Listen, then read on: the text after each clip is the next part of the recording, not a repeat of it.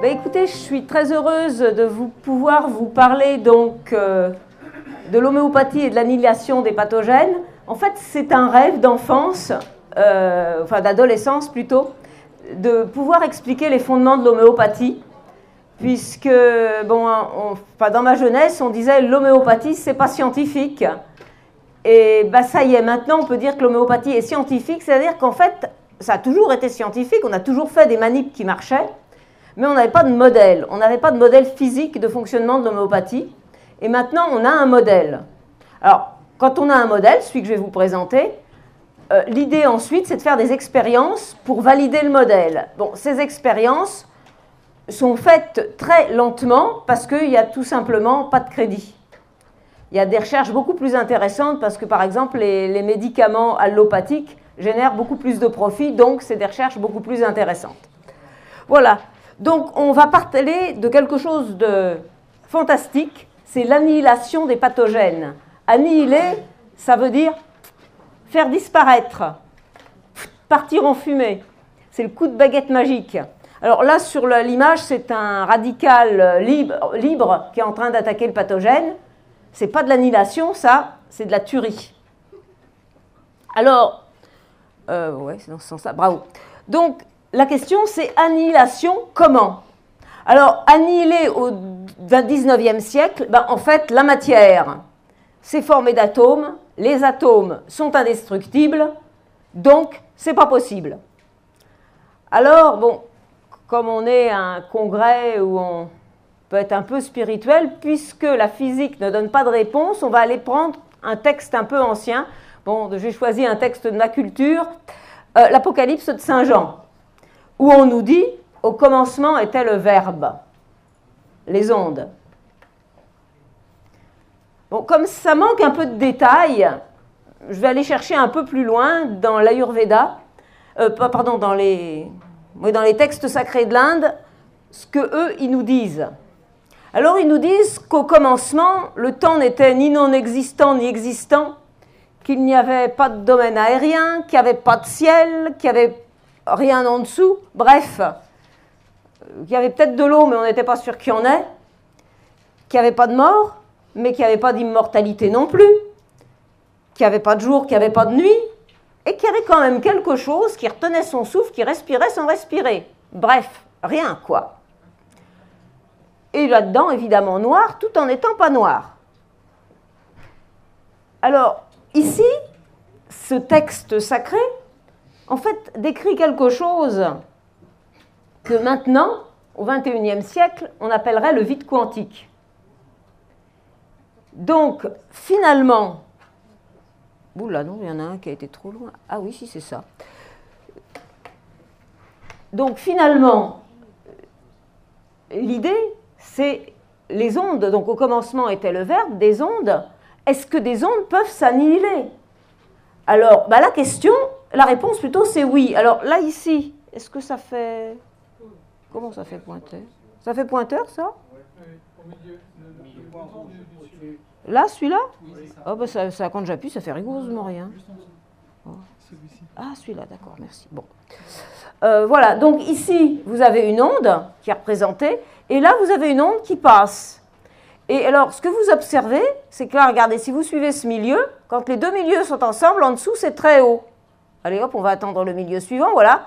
Ils vont être ensemble, c'est très haut, puis ça continue. Là, le haut et le bas sont ensemble, pan, ça devient plat. Donc, quand on va additionner deux ondes, quand on a une onde plus une deuxième onde, en fait, l'onde ici, en dessous, c'est la somme des deux qui sont en dessus. Et vous voyez que par moment, il n'y a rien. Un trait plat, rien. Donc, les ondes peuvent s'annihiler. Dans le cas présent, elles s'annihilent sur un temps très court, puisque vous voyez, ça n'arrête pas de courir. Alors, je profite pour faire quelques petites notions de physique. On va appeler la phase, ou du moins le décalage de phase, la différence entre ces deux points. Par exemple, ici, hop, ça arrive ici, on dit qu'elles sont en opposition de phase. Et là, hop, c'est ensemble. On est au maximum, c'est en phase. Donc, quand deux ondes sont en phase, on va augmenter l'effet. Quand les ondes sont en opposition de phase, on va annihiler l'effet. Annihiler, hey, c'est ce qu'on cherchait. Et puis quand c'est au milieu, là par exemple, c'est quand on a un effet moyen, quand on n'est ni en phase, ni en opposition de phase. Alors, dans le texte que vous avez lu là tout à l'heure sur les Ayurvédas, on vous parle, disons, de cette énergie. On vous dit qu'il y a de l'énergie dans le vide. On vous dit qu'il y a des ondes, mais qu'en fait, ces ondes ne sont pas accessibles à l'observation.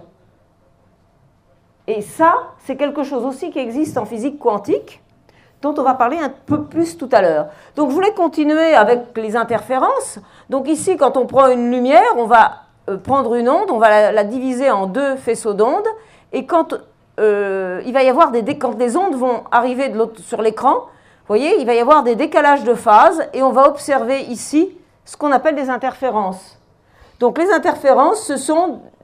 quand c'est rouge, enfin rouge là c'est rouge, hein, quand c'est foncé c'est qu'on est en phase et quand c'est noir c'est qu'il n'y a rien. En fait, c'est une annihilation des ondes. Alors ici, bon, j'ai redessiné être en opposition de phase et être en phase. Donc nous en arrivons, on a donc des ondes qui peuvent s'annihiler, mais finalement c'est le pathogène que je veux annihiler, ce n'est pas une onde. Donc là, je vais continuer mon histoire de la physique et je vais arriver au XXe siècle où la vision quantique numéro 1,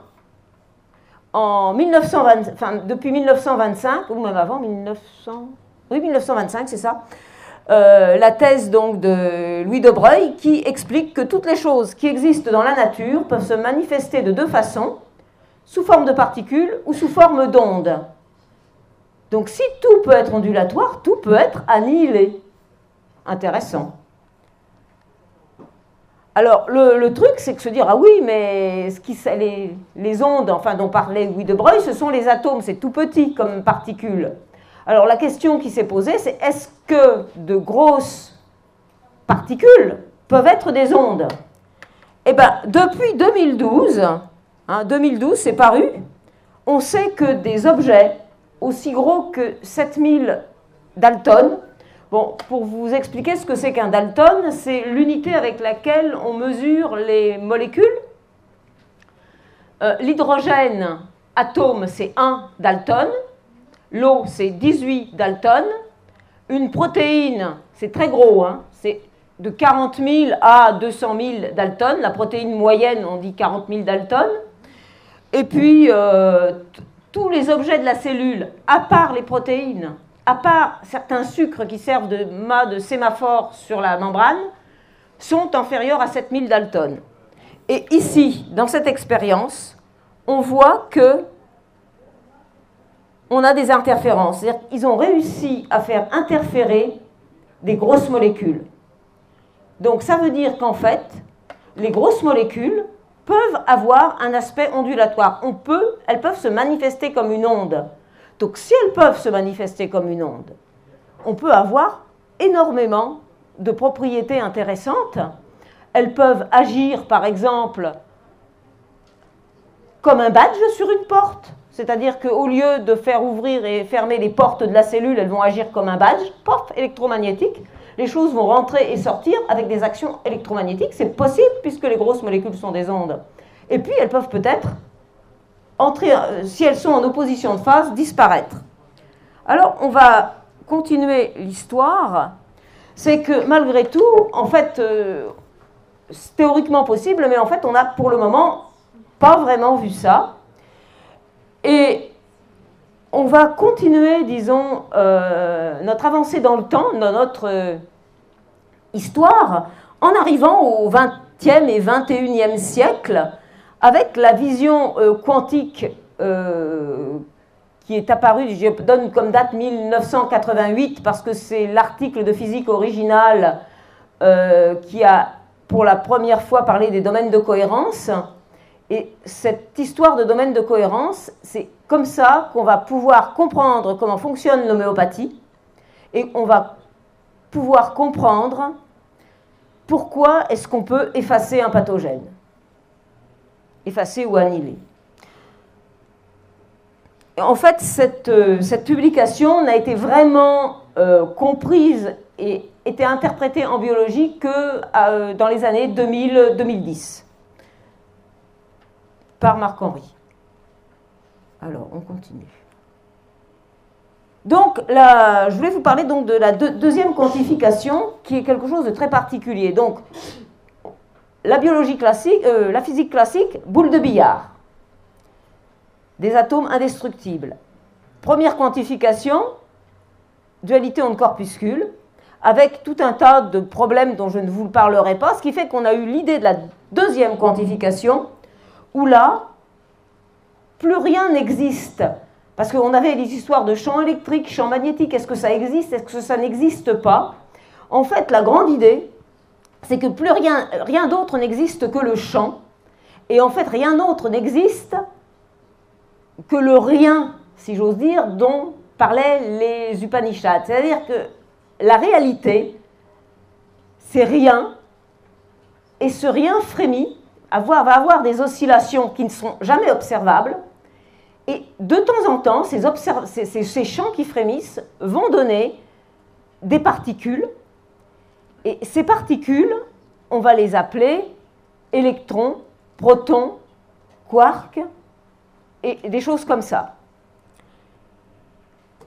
Et dans ce vide, va opérer on va avoir ce qu'on appelle des opérateurs mathématiques, mais ces opérateurs mathématiques vont être semblables aux divinités hindoues. Et donc c'est assez intéressant. Il va y avoir donc des choses qui vont créer les particules, un opérateur qui crée les particules, un dieu peut-être, on peut l'appeler comme ça, un dieu qui va être l'équilibre, et un dieu ou un opérateur qui va être la destruction, Shiva. Et avec ces trois choses, je crée, je fais disparaître, je fais apparaître. On va avoir une nouvelle vision de la réalité qui maintenant va être entre guillemets scientifique, c'est-à-dire qu'on va pouvoir mettre des mathématiques dessus, on va pouvoir faire des calculs, on va pouvoir comprendre des choses, mais en fait c'est une autre compréhension de ce qui était écrit dans les écrits les plus anciens. Et donc le vide quantique, Brahman, le dieu qui est au-delà de tout, celui-là, on ne pourra jamais le représenter, puisque c'est rien, et que représenter rien, c'est pas trop facile. Mais rien qui est tout. Ah, si, ce que je voulais aussi vous dire, c'est qu'en fait, on peut voir le vide comme le mycélium sur la Terre. Actuellement, un certain nombre de biologistes pensent que sur la Terre, il n'y a qu'un seul mycélium. C'est donc un réseau de racines qui est sur la Terre et qui continue et qui va se manifester selon les qualités locales du champ de la Terre, comme une girole, comme une truffe, comme un bolet, comme une amanite phalloïde, comme n'importe quel autre champignon. Et ce mycélium, en fait, serait un seul mycélium qui serait propre à toute la Terre, mais avec des aspects différents.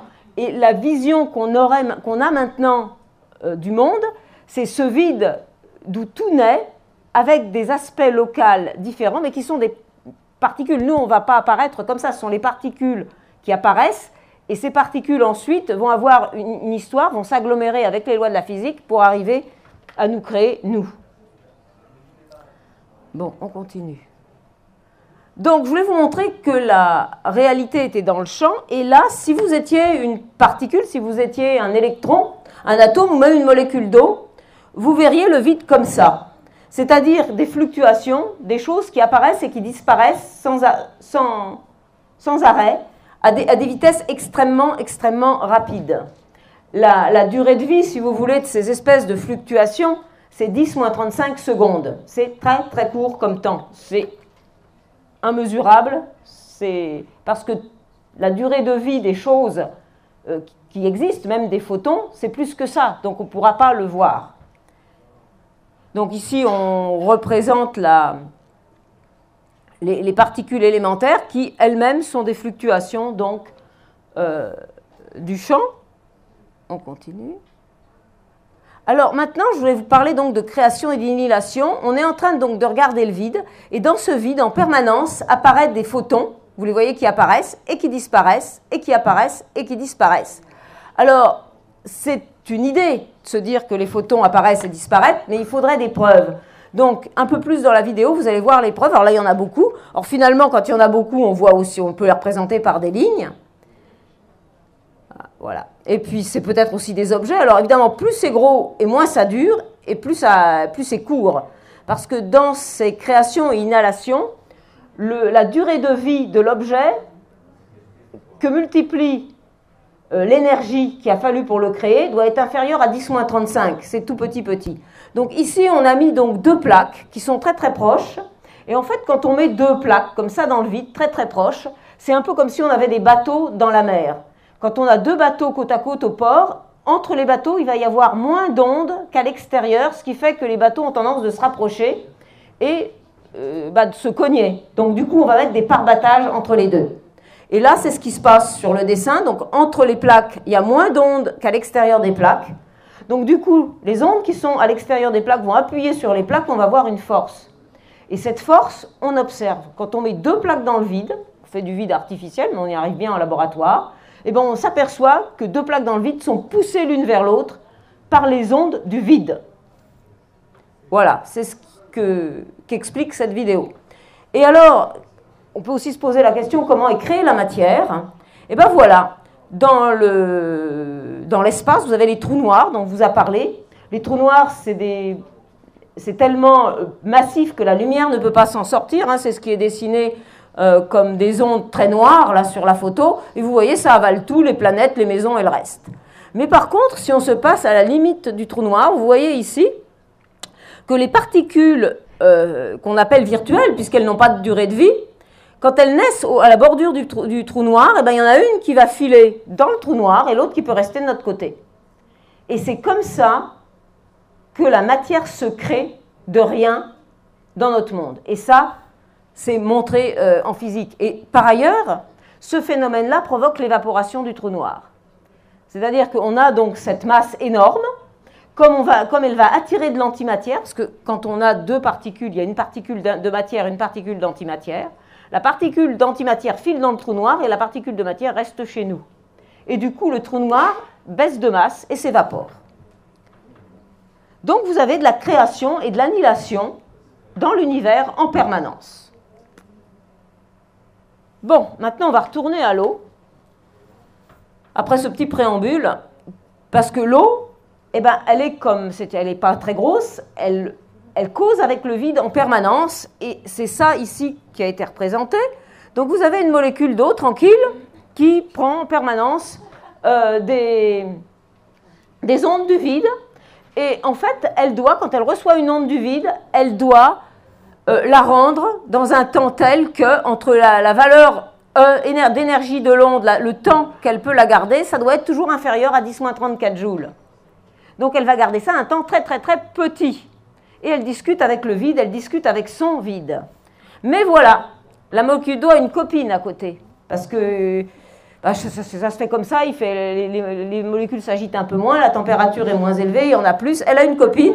Et en fait, au lieu de rendre la molécule au vide, elle la rend à sa voisine. Et donc, ils vont commencer à faire une partie de foot entre elles. C'est-à-dire qu'ici, la molécule d'eau la rend, celle-ci, elle grossit, pof, elle la rend, parce qu'elles doivent toujours garder la vibration, toujours un temps inférieur, tel que l'énergie que multiplie la puissance soit inférieure à 10-34. Bon, donc on s'est amusé à faire les calculs que vous avez ici. On connaît l'énergie, en fait on sait quelle énergie a la molécule d'eau à cause de sa structure, on connaît le temps, donc on connaît la taille, et bref, on connaît la taille du jeu de ballon dans lequel les molécules d'eau vont jouer. Alors, voilà, ça c'est un truc... Et donc, pendant que ces molécules d'eau jouent, on peut imaginer qu'en fait, c'est un peu comme ça. Vous voyez, ici, on a mis des diapasons. Et alors, vous voyez, chacun, il reçoit 20 ballons et chacun, il joue il a son onde, comme ça. Et puis, chacun la sienne. Alors, vous remarquez, il y a beaucoup de métronomes. Ils sont tous différents, vous voyez, ils circulent tous différents. Et vous remarquez qu'en dessous, il y a un plateau. Donc, les métronomes, ils sont chacun pour soi, ils battent chacun pour eux, mais sur le même support. Ils ont donc un lien. Eh bien, observez ce qui se passe. Vous voyez, regardez. Ils commencent à s'harmoniser. Ils commencent tranquillement à battre ensemble. Pourquoi ? Parce que regardez, en dessous, il y a le support. Et donc, chacun bat pour lui, mais quelque chose passe. Il y a une information qui passe à travers le support et regardez, là, sur la gauche, derrière, ça commence à battre. Alors, il y en a qui sont en opposition de phase, vous voyez. Quand il y en a deux qui battent à contresens, on dit qu'ils sont en opposition de phase. Il y en a qui sont la phase un petit peu n'importe comment. Regardez. Grâce au support, ils vont s'harmoniser. Et vous commencez à voir le support qui bouge aussi.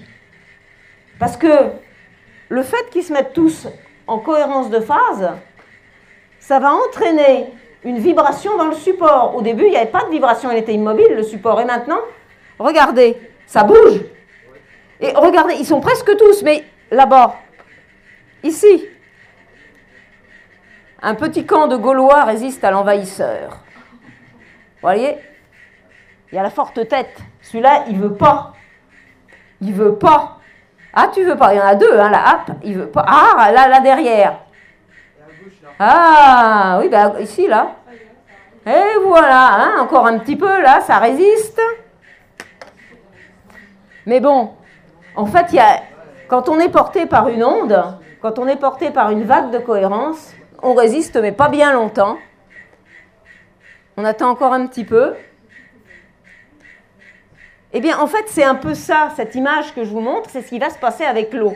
Donc, l'eau va recevoir des ballons du vide, ils vont jouer ensemble, et dans des domaines de cohérence dont on a calculé la taille, hein, l'article va arriver tout à l'heure, donc si vous voulez lire les articles originaux, je les ai à votre disposition. Mes coordonnées sont sur une petite table, je vous les enverrai, je me ferai un plaisir. Et là, vous voyez, ils marchent tous au pas, ils sont tous rentrés dans l'ordre, ils sont devenus un. Au début, vous voyez plusieurs métronomes, vous pouviez les compter, mais maintenant, c'est un métronome. C'est l'unité, c'est la cohérence. Alors, ce qui est important, c'est de savoir que cette eau, qui forme des domaines de cohérence différents comme ça, elle est dans notre corps. Et dans notre corps, on a des domaines de cohérence tout petits, donc les domaines de cohérence de l'eau, et des domaines aussi d'incohérence, je vous en parlerai tout à l'heure. Attends, là où j'en suis. Voilà. Donc, on a des domaines de cohérence et d'incohérence. Et ces cohérences, en fait, vont échanger entre elles, et on a presque ce qu'on appelle de la cohérence à toutes les échelles.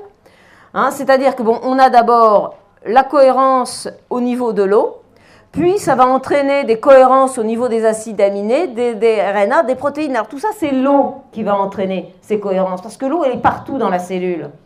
Bon, j'ai entendu dire que le cerveau, c'était 60% d'acide gras.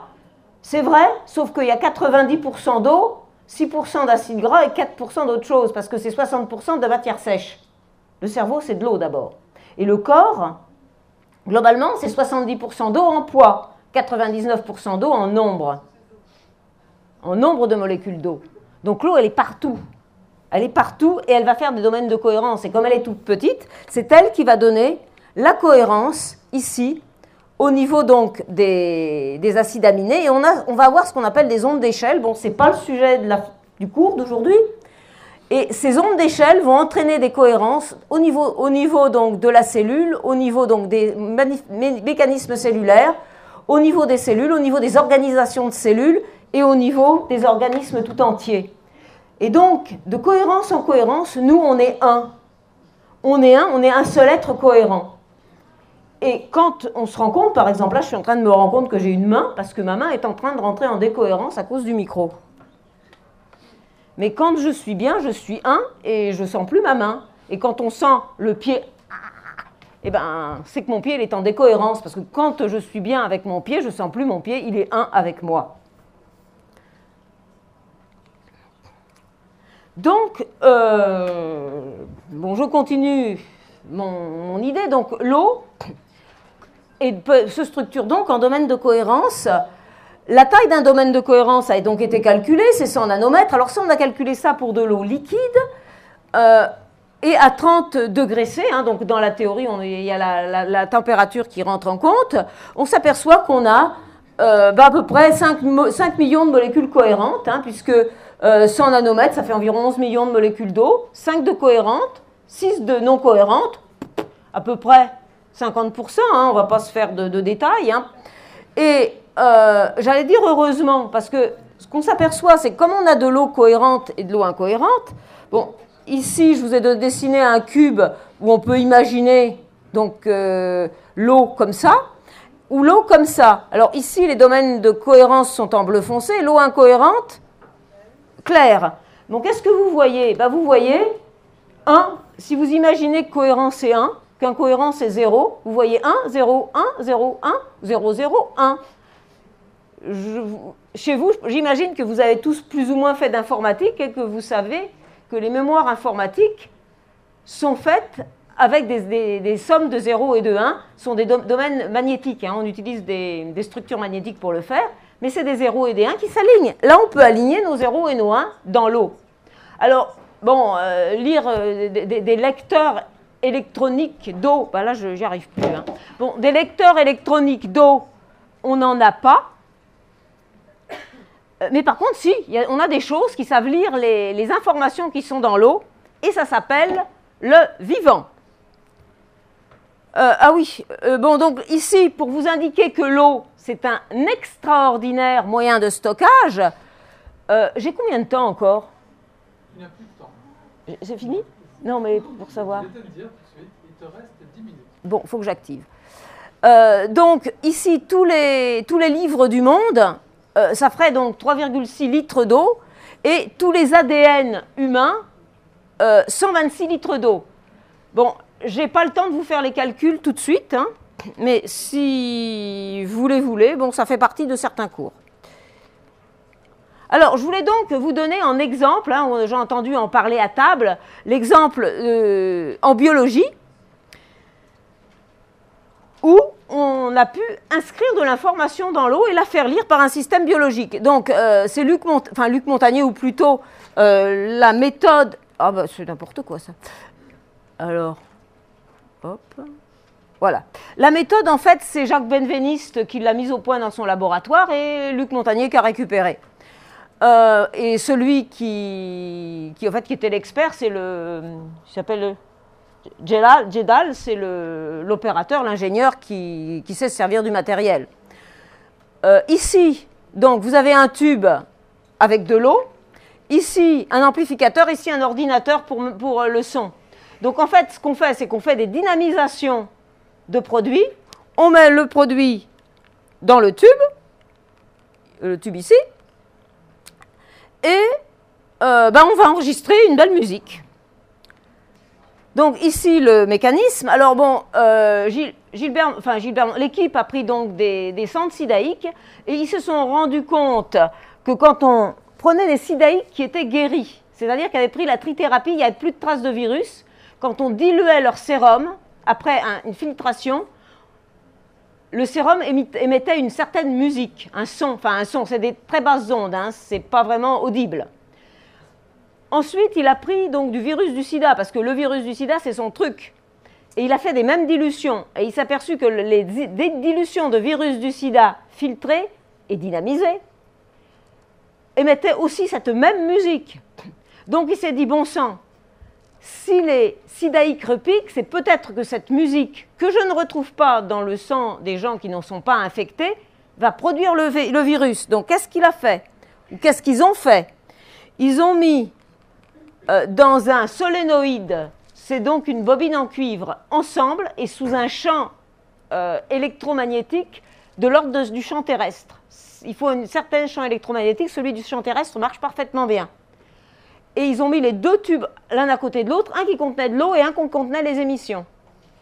Et la musique du champ du produit qui avait été dilué est transmise au tube qui est à côté, simplement en restant 16 à 24 heures dans la même enceinte. Ils ont enregistré cette musique, ils l'ont envoyée en Italie à des copains. Ils ont pris un autre tube d'eau qui a écouté la musique.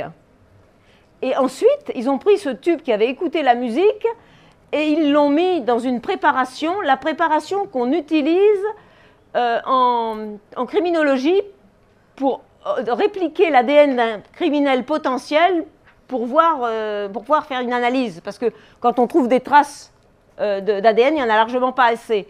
Et là, au lieu de mettre une trace d'ADN, on a mis un tube d'eau pure, scellé, qui n'avait jamais rencontré quelque ADN que ce soit, sauf écouter une musique. Et la machinerie cellulaire qui était contenue dans le kit de détection s'est mis en branle pour refaire de l'ADN, et ils ont refait l'ADN du sida, enfin du brin, hein, ce n'était pas un ADN complet, c'était un morceau, et il a été refait à 98%, c'est-à-dire que sur les 104 nucléotides, il n'y en avait que 102 de bons. C'est quand même pas mal, c'est probablement pas du hasard. Donc cette expérience montre clairement que dans l'eau, on peut écrire et que la biologie, c'est lire ça. Et on a donc la théorie que je vous ai expliquée, qui explique comment cette information s'installe et comment elle peut être lue. Alors, attention, les ondes avec lesquelles l'eau joue au ballon, c'est des ondes qui, au départ, sont des ondes virtuelles. C'est-à-dire que c'est des ondes qu'on ne pourra jamais mesurer. Par contre, on en voit les effets, parce que le fait d'avoir ces ondes qui circulent, ça va provoquer des courants électriques et ça va provoquer des gyrations d'ondes autour, et c'est ça qu'on va mesurer après comme onde. Mais le fait d'avoir ces domaines de cohérence, c'est dans la nature de l'eau, et c'est pas dans sa structure, et c'est pas des gros clusters, et c'est pas des gros machins. C'est simplement la nature de l'eau, et c'est 100 micromètres. En fait, on connaît les domaines, c'est 100 nanomètres. Voilà, ensuite on continue. Alors, je vais retourner un peu en arrière, à l'époque de Jacques Benveniste. Bon, moi, ça, c'est une expérience. En fait, je suis rentrée en fin 88, donc quand il venait de publier ça, ouais, c'était publié aussi en 88, le truc de Jacques Benveniste dans Nature, qui avait fait beaucoup de bruit. Et en fait, c'est cette expérience. Donc, cette expérience, c'est une expérience, disons, sur des cellules qui s'appellent basophiles. C'est difficile à reproduire, c'est difficile à comprendre. Bon, en gros, on mesure, disons, l'aptitude à un sérum qu'on appelle sérum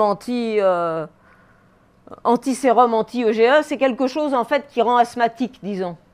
Et quand on en met une bonne dose, ici, vous voyez que les basophiles, c'est des choses qui balancent de l'histamine dans le sang, et quelqu'un d'asthmatique, il a ces basophiles qui dégranulent. Et ça lui envoie plein d'histamine dans le sang, et pauvre crise d'asthme. Donc, en gros, quand on a ici... Ah, raté. Bon, voilà. Ici, quand on a 80%, ça veut dire qu'en fait, on a envoyé plein d'histamine. Et ici, quand on a 0, bah, c'est qu'on n'en a pas envoyé. C'est-à-dire qu'il n'y a pas eu d'effet asthmatique. Donc là, qu'est-ce qu'il a fait? C'est que donc, en fait... Ah, je ne suis pas très... Oui, bon. Voilà. Et qu'est-ce qu'ils ont fait? C'est-à-dire que l'idée, c'est de prendre donc quelque chose qui va activer l'asthme, et puis ils vont diluer cette solution, et ils vont s'apercevoir qu'avec quelque chose qui a un effet...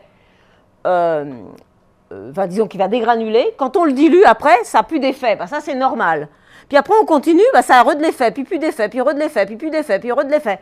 C'est assez incroyable. Parce que ça, quand ils ont fait l'expérience, ils ne s'y attendaient pas du tout. Ils pensaient que, bah, effectivement, quand on diluait, on allait à ne plus avoir d'effet, mais pas qu'on allait re-avoir de l'effet, puis comme ça, en dents de scie. Alors ça a été fait avec des dilutions au DH et des dilutions au CH. Et bon, avec différents, en fait, les sens sont différents, puisque c'est les gens du laboratoire qui se sont relayés pour donner des échantillons de sang. Hein, donc mais on obtient les mêmes pics, et quand on compare ici et là, c'est à peu près aux mêmes dilutions. Donc on s'aperçoit qu'on a quelque chose qui a un coup oui, un coup non. Alors, c'est difficile à comprendre, mais quand on pense à la phase, bah oui, ce sont des ondes. Donc quand les ondes, quand ça tourne une onde, donc un coup en phase, un coup pas en phase, un coup en phase, un coup pas en phase. Et c'est ce qu'on observe. On observe que quand on est en phase avec l'action, enfin le fait de dégranuler, ça va augmenter. Et puis quand on est en opposition de phase, il ne se passe rien. Alors, je n'ai pas les éléments, mais il y avait aussi une expérience sur des cœurs de cobayes où ils s'amusaient à le faire démarrer, à l'arrêter comme ça avec de l'eau. C'était assez amusant. C'était La grande attraction du laboratoire. Voilà. Alors, maintenant que je vous ai raconté tout ça, vous allez dire, oui, mais en pratique, moi, je voudrais bien annihiler. Il y a d'abord quelque chose, vous avez donc, avec je dirais avec le sida, ou bien avec les maladies comme Lyme, où on sait que les bactéries, elles sporulent, en fait, on ne sait pas, elles disparaissent, et puis après, elles reviennent.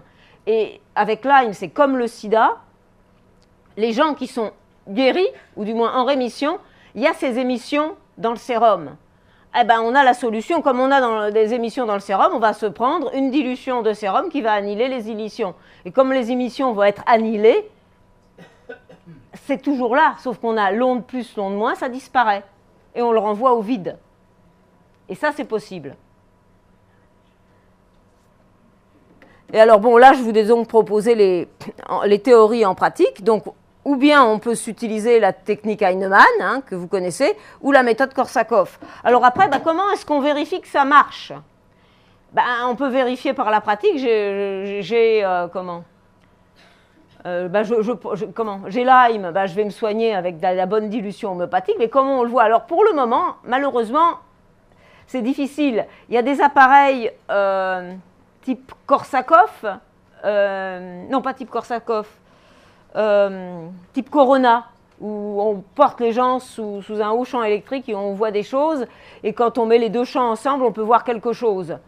Ou alors l'autre technique, c'est la radiesthésie. Bon, c'est sensitif, mais là, effectivement, les radiesthésistes arrivent à sentir quand